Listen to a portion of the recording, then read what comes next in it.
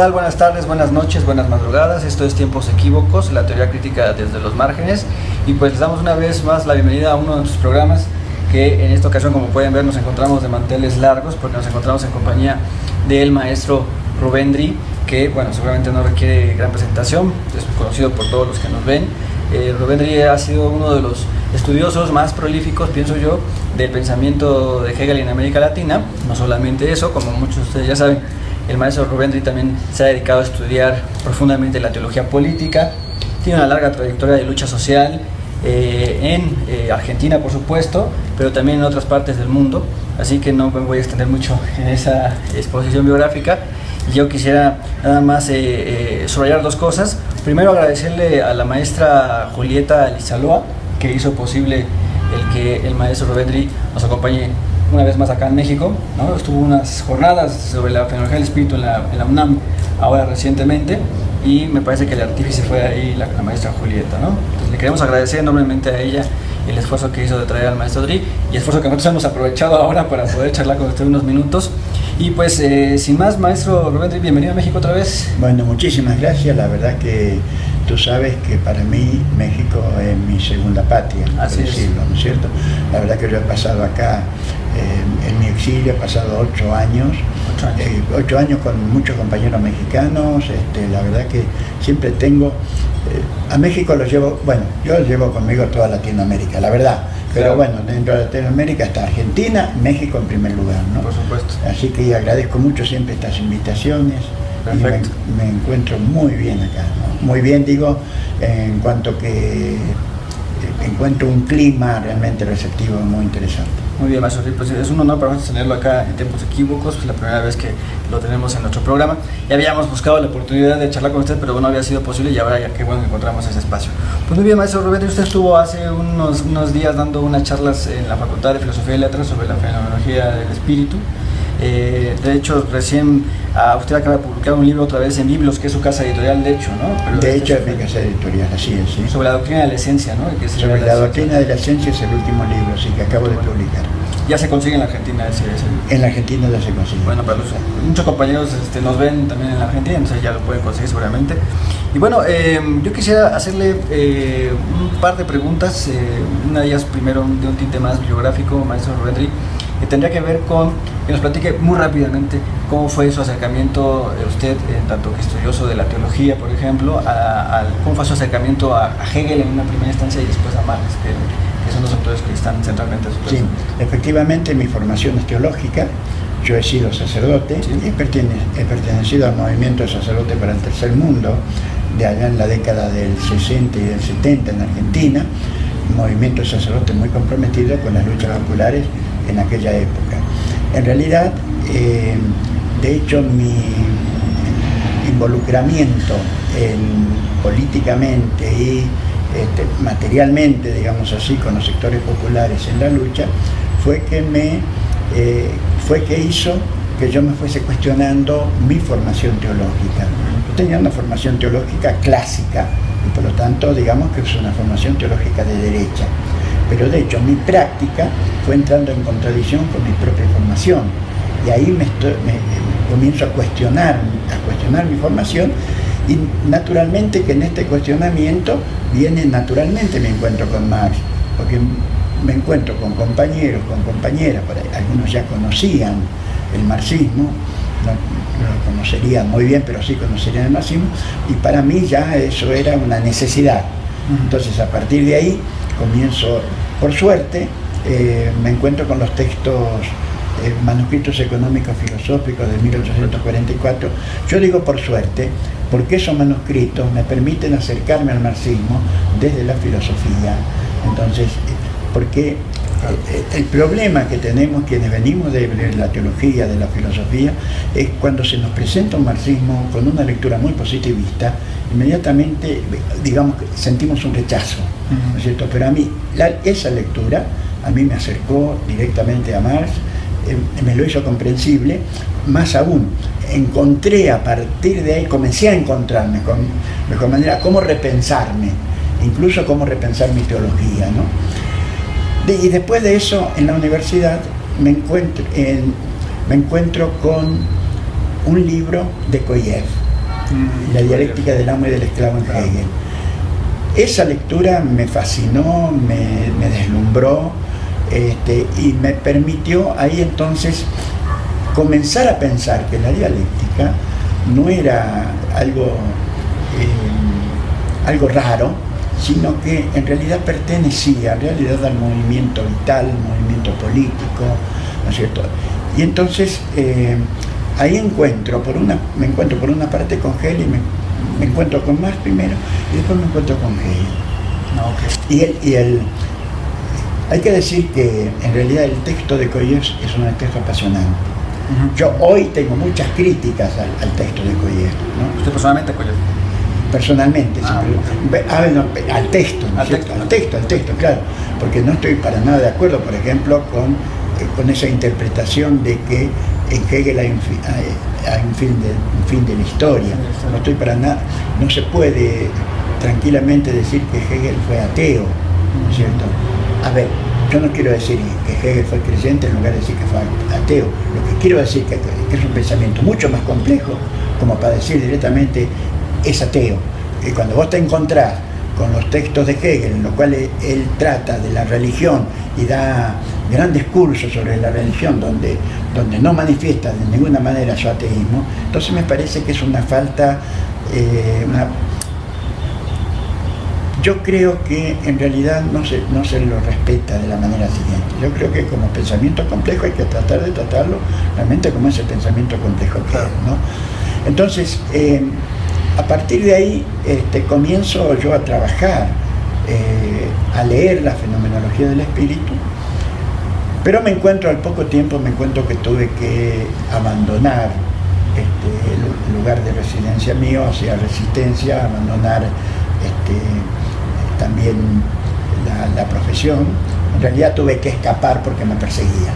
Sí. Tuve que escapar y tuve 2 años clandestinos. Y en la clandestinidad yo me ingeniaba para conseguir un trabajo en un frigorífico y me ingeniaba para levantarme muy temprano para tratar de leer por una parte el Capital y por otra parte leer la fenomenología del espíritu, y ahí me encuentro con el texto de este francés, Génesis y estructura de la fenomenología del espíritu, Jean Hippolyte, ¿no? Entonces Jean Hippolyte que me abrió más el horizonte, ¿no? Me permitió otra lectura. Eso duró 2 años, pero 2 años eran muy convulsos porque, bueno, claro, estaba clandestino, tenía mi trabajo en el frigorífico, tenía mi militancia, hasta que veo la necesidad, naturalmente, completamente cercado, exiliarme, y me exilio en México. Claro. Y en México, bueno, primero también tenía que buscar trabajo de vuelta, y después cuando me dan en la universidad acepto lo que me den, ¿no es cierto? Okay. Y ahí ¿da clase acá? Aquí doy clases, doy clases en Acatlán, con varias, sí, lejísimos al norte de la ciudad. Exactamente, ¿no? Bueno, ahí con varias materias, y ahí comencé a, bueno, era una época en que yo veía, nosotros estábamos derrotados, nosotros veíamos nuestras derrotas, ¿no? Si bien todavía estaba Centroamérica en llamas, estaba el sandinismo, pero yo veía que, a ver, los movimientos más fuertes, digamos, no por decir que el sandinismo era débil, sino como eso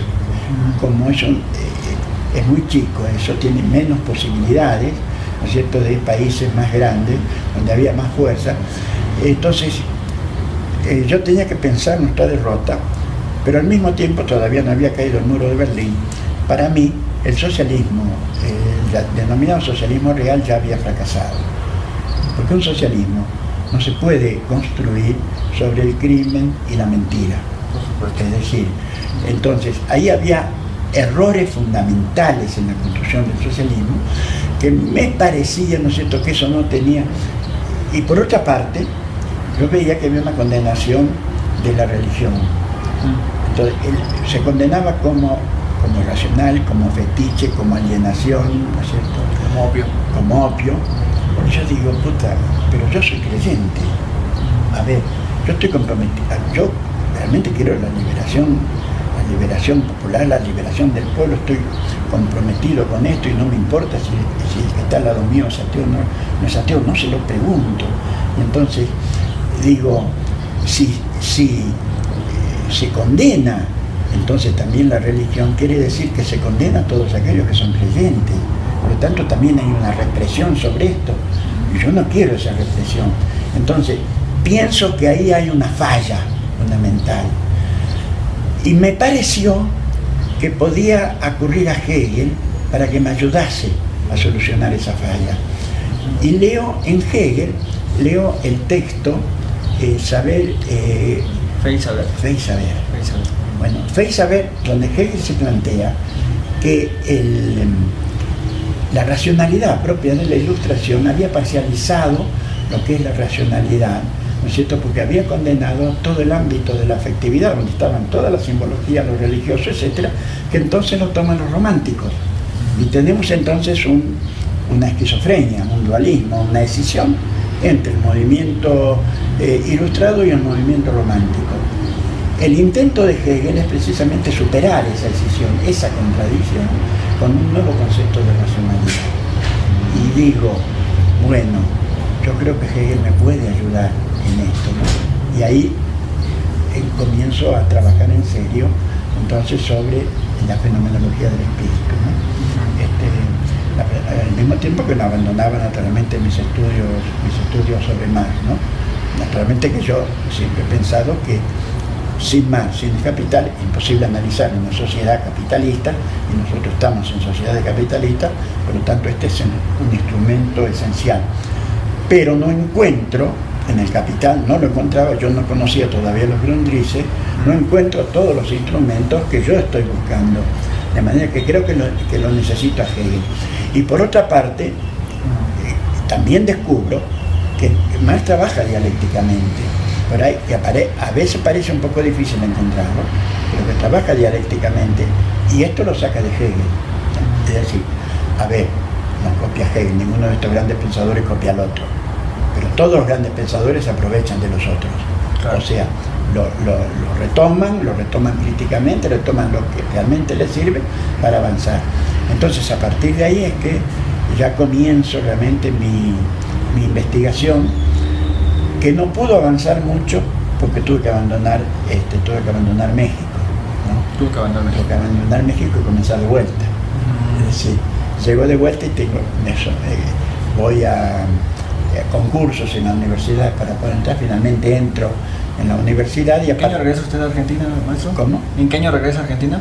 En el 83. 83. Entonces, el camino a la vuelta a la democracia. Claro, cuando ya había vuelto Malvinas. Cuando había vuelto a la democracia, o sea, no en el 84, en el 83 es el triunfo, fin del 83, o sea, era con la democracia. La democracia. Y ahí ya entonces, una vez que yo me pude más o menos estabilizar en la universidad con una profesión con la cual podía vivir, que eso es fundamental, entonces, primero conseguí una beca, hice una investigación sobre el compromiso de la Iglesia con la dictadura militar, que era un tema también que me preocupaba muchísimo. Y después entonces comencé a armar grupos y comencé a trabajar sobre todo la fenomenología del espíritu, ¿no? Entonces, ahí trabajé, primero antes de publicar, trabajé con equipos, después en la cátedra, me dieron la cátedra de filosofía en la carrera de sociología, donde dije, bueno, yo acá voy a trabajar fundamentalmente la fenomenología del espíritu, ¿no? ¿Sociología? En sociología, sí. ¿En la UBA? En la UBA. Bueno, a partir de ahí ya comienza a desplegarse estas investigaciones que fue paso a paso, fui publicando a medida que iba avanzando en la investigación. ¿Qué es esta colección de que es una colección de 6 libros. 6 libros. 6 libros, sí. Joven Hegel es el primero. El Joven Hegel es el primero, sí. Revolución Burguesa y Nueva Racionalidad de Joven Hegel. Y el último es Racionalidad, Sujeto y Poder, que son las conclusiones que yo saco de todo ese proceso de investigación. Que esa es una lectura de la fenomenología del espíritu. Es una lectura completa de la fenomenología. Habría que decirlo que en español, hasta yo tengo entendido, es de los comentarios más detenidos, más detallados que podemos encontrar. Que es uno de los objetivos que me propuse. ¿Por qué? Porque yo mismo tenía dificultad, porque yo busqué con quién apoyarme y no encontraba. Sobre todo hay determinados pasajes, incluso los primeros el capítulo primero, segundo, tercero, son textos muy difíciles porque son, claro. Son complicados. Y quienes comienzan a leer la fenomenología del espíritu se desaniman inmediatamente. Entonces yo me propuse también ir paso a paso, de manera que haya un verdadero apoyo para que pues, se pueda trabajar esos textos, ¿no? Y entonces me propuse hacerlo de la manera siguiente y creo que lo conseguí bastante bien, porque de hecho es lo que me expresan muchos de que se han apoyado. Yo me he apoyado personalmente en esos escritos de otros compañeros y nos han sido de muy gran ayuda, sobre todo destacando un poco el tema allí de que me parece que en América Latina es el único comentario que tenemos de esa naturaleza, de ese tamaño, de esa magnitud, que en mi opinión no le pide nada a los trabajos de un Gianni Polido o un Labarrière, me parece que o de un Ramón Valls Plana, por ejemplo, que están, me parece, a ese nivel, son extremadamente útiles. Pero, doctor, hay un punto que a mí me llama mucho la atención de lo que acaba de comentarnos, que me gustaría regresar sobre ese punto. Nos dice que su entrada, digamos, lo hacía el pensamiento crítico, por llamar de alguna manera, son los manuscritos económicos filosóficos del 44. Del 44. Luego hay una intermediación, una mediación de Koyev. Y luego me dice que está leyendo paralelamente al Capital y la Fenomenología del Espíritu, lo cual ya es una proeza leer los dos paralelamente. Y luego me habla usted de El papel, dice, que me parece que es un texto sumamente complicado también, muy complicado, pero que, por ejemplo, Roman Rodolsky, que es uno de los grandes comentaristas de los Londres, señala como el punto donde, por decirlo de alguna manera, el misterio Marx-Hegel queda resuelto, ¿no? Ahí dice Rodolsky que Lenin había puesto digamos, apotegma de que no se había entendido el Capital hasta haberse leído a Hegel, y que ahí... Sí, claro. ¿Le sirvo un poquito de agua con hielo? Bueno, por favor, agua solo. Sin hielo, vos también entonces. Sin hielo. Sí, sin hielo. Muchísimas gracias. Entonces ahí Rodolsky pone esta idea de que con los Grundrisse ya no hay necesidad, digamos, de leer a Hegel, porque entonces quedaría ahí, ya esclarecía la relación Marx-Hegel en los propios Grundrisse y por la propia mano de Marx, ¿no? Sí, a ver, yo no coincido plenamente con Rodolfo, ¿no? Sí, a ver, para mí la trayectoria que hay que hacer es Hegel, esa es la pregunta. Hegel, y no hay que escaparle a la lógica, ¿no es cierto? Hegel, los Grundrisse, y después el Capital, el primer capítulo del Capital sobre todo, y después meterle con el Capital, ¿no? Yo creo que esa es la trayectoria que hay que hacer. Es una lectura, cuando uno hace esa trayectoria, el Capital se lee de otra manera. Entonces yo diría primero ciencia de la lógica, luego la ciencia de la lógica, Capital. O la fenomenología del espíritu. La fenomenología, la ciencia de la lógica, ¿no es cierto? Los Grundrisse y el Capital. Claro, es una exigencia mayor. ¿Sí? Pero, a ver, en los Grundrisse muestra la conexión, pero hay que conocer el desarrollo que hace Hegel para que realmente esa conexión sea una conexión rica. Si no, es muy pobre. Yo creo que no se llega a comprender plenamente el Capital. Por ejemplo, el sujeto de la fenomenología del espíritu, que asume distintas formas, distintas gestaltes, es el sujeto capital que va asumiendo distintas formas, distintas gestaltes en los Grundrisse. Ahora, para entender bien eso hay que haber leído la fenomenología del espíritu, sí, digamos, para mayor riqueza, ¿no? Un correlato entre el sujeto de la fenomenología del espíritu y el sujeto de los Grundrisse y el Capital. Claro, y el Capital como sujeto, porque el problema, en los Grundrisse vos ves bien que Marx pone al Capital como sujeto, un sujeto creado por nosotros, por los sujetos creadores, que somos nosotros, que somos los trabajadores, ¿no? Ese es un punto interesante que usted repetía ahora en sus charlas de la Facultad de Filosofía de la UNAM, respecto a la idea del Capital como sujeto, y eso me parece sumamente interesante, pero también problemático. Porque usted en uno de sus libros, y es uno de los énfasis que a mí me parece único de su interpretación, dice, todo lo que es puesto es objeto, y lo que pone es sujeto. Entonces incluso nos decía de forma muy bonita al final de su última sesión, que éramos nosotros verdaderos sujetos, ¿no? que éramos sujetos verdaderos y podíamos pensar. En ese sentido, si decimos que el capital es sujeto, entonces, digámoslo así, ¿cómo es que lo podemos quitar? Porque pues él ya es un sujeto y se autodetermina y se autopone, ¿no? Claro que se autopone y se autodetermina, por eso es una lucha es una lucha del sujeto social contra el sujeto claro, capital. este sujeto que tiene que destruir al otro sujeto. Pero entonces el capital, estaríamos con la idea de que el capital es un sujeto, digamos, verdadero, o sea, que tiene ideología, intención, proyecto. ¿Qué capital es eso? ¿Sería eso? Es que funciona así, creado por nosotros, ¿no? Este objeto, el objeto que nosotros creamos, o sea, el producto que nosotros creamos, se transforma en sujeto. Este sujeto tiene su propio... Este sujeto crece como sujeto... Se enajena, digamos.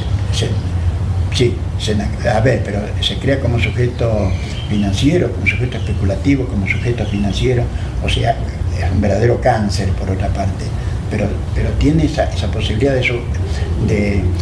de crecer alimentándose de nosotros, ¿cierto? Alimentándose del sujeto que lo ha creado. Por lo tanto, se trata de destruir ese sujeto. El capitalista tiene que obedecer al sujeto capital. Si no obedece al sujeto capital, pierde. Por eso muchos capitalistas terminan destruyéndose. Claro. Pero el sujeto capital sigue creciendo. También se suele erosionar sus propias bases. Cuando crece como sujeto financiero, erosiona sus propias bases. Y en un determinado momento hace crisis, entonces se viene abajo. Después se recupera, ¿no? Claro. A mí me parece... Bueno, pero eso está en los Grundrisse, eso está claro, ¿eh? Está claro. Y es el sujeto de la fenomenología del espíritu, fundamentalmente. Este ve ese correlato ahí. Digamos. Totalmente.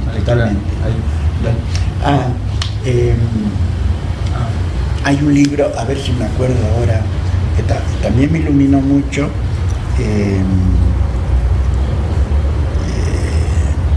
Dialéctica de lo concreto. Claro, Kyle Kosick. Sí, él dice que capital es la odisea de la mercancía. La mercancía. Bueno, ese texto me iluminó mucho a mí. Yo hace mucho que no lo leo, ¿no? Pero bueno, son lecturas que uno ha tenido que se han sedimentado, ¿no es cierto? Y que a uno lo alimentan, ¿no? Sí, yo creo que Kosick sería de los que me parece que lee desde una clave hegeliana. Una clave muy hegeliana. El pensamiento de Marx. Sí, yo creo que ese sería. Ese ya presenta la pregunta que nos interesaba a nosotros como tiempos equívocos, ¿no? La posibilidad de hacer una lectura hegeliana sin que por eso, digamos así, hagamos a Marx un Hegel o no, efectivamente. ¿Viene el otro muchacho? Sí. ¿Qué le hago pasar? ¿Lo podés hacer pasar, por favor? Sí. Sí, lo vamos a hacer sentar ahí. Sí, perfecto. Así que tengo 2 preguntas más y se gusta terminar. Está bien, pero te felicito por tu gusto, ¿no? No, al contrario, maestro. Le decía, la posibilidad de una lectura hegeliana de Marx, sin que caigamos en esta dicotomía de un Marx enfrentado a un Hegel, porque ese Hegel es idealista y entonces burgués, y entonces lo que hace es mistificar al pensamiento marxista, ¿no? Como lo leyó la escuela, digamos, althuseriana o de la golpeana. Claro. ¿Cómo podemos, digamos, salvar esa... Yo a veces pienso que es hasta un prejuicio, pero ¿cómo podríamos, digamos, utilizar a Hegel, si me permite la expresión, para desarrollar el pensamiento de Marx, sin por eso convertir entonces a Hegel en marxista, como quizás algunos... No, claro. No, a ver, uno tiene que ser también honesto, uno tiene que ser honesto en sus lecturas y tiene que saber contextualizarla. Yo no voy a hacer, nunca voy a hacer a Hegel un revolucionario. Hegel es un pensador burgués, entre eso yo no tengo ninguna duda. Ahora, cuando dije que es un pensador burgués, ya no dije todo sobre Hegel, porque Aristóteles fue un pensador esclavista, y con esto no dije todo de Aristóteles. Marx utiliza a Aristóteles. Aristóteles le sirve a él. ¿Por qué? Porque el pensador, los auténticos pensadores no son meros ideólogos, o sea, no hacen meramente apología de su clase, ¿no es cierto?, sino que aportan al conocimiento de la realidad, que debe ser naturalmente reinterpretado desde otro contexto, desde otra realidad y desde otra práctica, ¿no? Entonces, lo que Hegel aporta fundamentalmente es la dialéctica. Yo creo que hay que pasar necesariamente por Hegel. Yo creo que nadie te ha desarrollado la dialéctica como Hegel, te la ha mostrado cómo se desarrolla, y en los desarrollos de Hegel no hay meramente idealismo, hay también materialismo, hay mucho, y eso lo dice Marx también. Claro. Entonces, ahora bien, lo que te aporta Hegel es una mejor lectura de Marx, ¿no es cierto? ¿Por qué? Porque Marx no te va a decir todo lo que recibe de Hegel, eso tenés que leerlo vos, ¿no es cierto? Pero si vos conocés a Hegel, ¿no es cierto?, o lo profundizaste, vos ves ahí una gran riqueza que Marx la ha asumido plenamente, y la está expresando, naturalmente que la está expresando de otra manera, y que se está enfrentando también con Hegel cuando debe hacerlo. Ahora, ahí hay que tener cuidado con la crítica que hace Marx a la filosofía del derecho, en esa primera crítica. En el 43. Claro, porque hay que leerla como el hijo que hace las cuentas con su viejo, con su padre, ¿viste? ¿No? Dije, este hijo de puta, ¿viste?, me engañó en esto, entonces le doy con todo, ¿viste? ¿No? Entonces ahí hay una crítica muy fuerte. Sí, fuertísima. Fuertísima, pero no es lo que Marx dice después de Hegel. Porque una vez que hizo las cuentas con su padre, se puede reconciliar, y lo puede aprovechar más. Cuando él tiene que hacer precisamente lo que dice, vuelve a leer el Capital. La ciencia de la lógica. Perdón, vuelve a leer la ciencia de la lógica. Sí. Claro, porque ve que tiene necesidad de la ciencia de la lógica para hacer el trabajo que estaba haciendo, claro, que tenía necesidad de hacer, ¿no? Tú dirías que quizás en el 43 con el joven Marx hay una ruptura, no sé, edípica con Hegel, y después viene una reconciliación, que sería la del 57. ¿No? Yo la veo clara. Y la de los prólogos del Capital, donde Marx reconoce que él es alumno de... Que es alumno de Hegel, sí, ¿no? Claro. No lo traten como perro muerto, dice Marx. Claro. ¿No? Una última pregunta que quisiera hacerle, maestro, antes de... Pero te iba a decir otra cosa sobre la lógica. El mismo Lenin, claro, no entendía lo que era la dialéctica, ¿no es cierto?, porque el materialismo, empiriocriticismo, sí, ¿no es cierto?,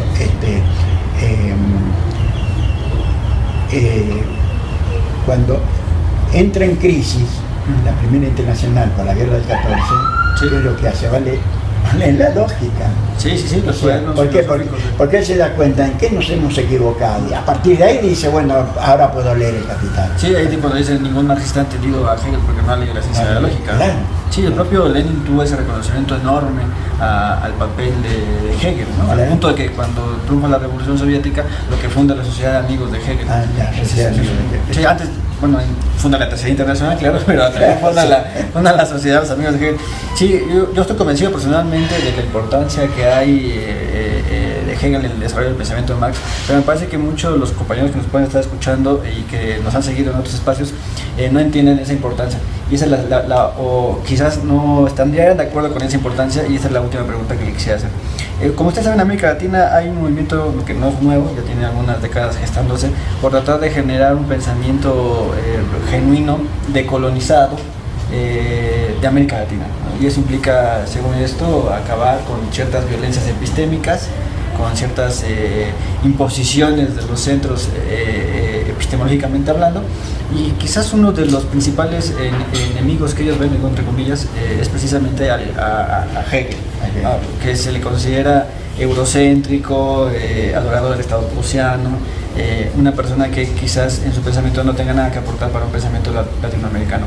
Entonces yo le quisiera preguntar más sobre ¿usted cómo ve esa relación de Hegel con América Latina, de Hegel con las periferias? ¿Sí nos podría servir para construir un pensamiento crítico latinoamericano, o su eurocentrismo lo impediría, o digamos, cuál sería ahí su opinión al respecto?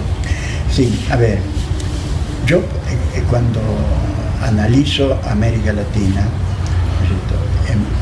empleo todo lo instrumental que me da Hegel, todo lo instrumental que me da Marx, pero no le pido a Hegel que me diga cómo tengo que analizar, que me haga el análisis de América Latina. ¿Por qué? Porque Hegel no puede entender América Latina. ¿Cierto? Para Hegel América Latina no entró ni siquiera en la historia, ¿cierto?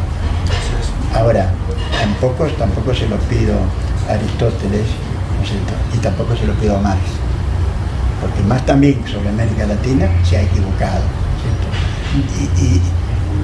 Y eso no implica de ninguna manera que el instrumental que me da Marx me sirve precisamente para analizar la realidad de América Latina, ¿no? O sea, en realidad esa es la manera como se asumen críticamente los textos, o cómo se asumen críticamente todo lo que nos aportan los pensadores. Yo no le voy a pedir el análisis, por ejemplo, del poder a Foucault, pero Foucault me aporta para hacer el análisis del poder. Yo creo que desde donde él me hace el análisis, a mí no me sirve si yo lo veo desde ahí. Yo estoy analizando el poder desde otro punto de vista, desde otra práctica, y puedo tener aportes que él me da, ¿no es cierto? Ahora, lo que pasa es que ahora estamos hablando de dos pensadores cuyos aportes son monumentales, porque digamos, no de todos los grandes pensadores, digamos, tenemos la misma calidad de aporte. Para mí, hoy no puedo analizar la realidad yo sin pasar por Hegel, sin pasar por Marx, digamos, porque son dos pensadores realmente universales que han elaborado categorías de pensamiento y sobre todo han comprendido cómo se desarrolla dialécticamente la realidad que está conformada fundamentalmente por los sujetos, no por los objetos, es decir, por los sujetos sociales, políticos, económicos, etcétera, pero por los sujetos. El Capital no es un tratado de economía, ¿no es cierto?